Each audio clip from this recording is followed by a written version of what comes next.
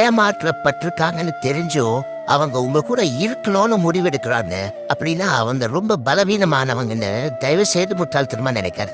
நீங்க அவங்கள நேசிச்சதை விட அவங்க உங்களை அதிகமா நேசிச்சிருக்காங்க. நீங்க அவங்க உறவை மதிச்சதை விட அவங்க உங்களோட உறவை அதிகமா மதிச்சிருக்காங்க. உங்க குடும்பத்து மேல அவங்களுக்கு அதிக அளவுல மரியாதை இருக்கு. இந்த உறவு நீண்ட காலம் போகணும் அப்படிங்கிற கனவு அவங்களுக்கு இருந்திருக்கு. அதனாலதான் உங்களுடைய தப்ப அவங்க மன்னிச்சு விடுறாங்க. கூடயே இருக்கணும் அப்படின்னு முடிவு பண்றாங்க.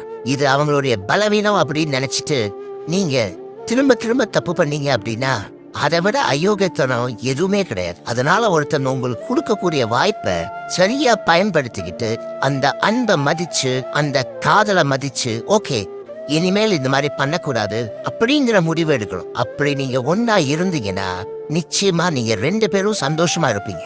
தயவு செஞ்சு ஒருத்தருடைய பலவீனத்தை உங்களுக்கு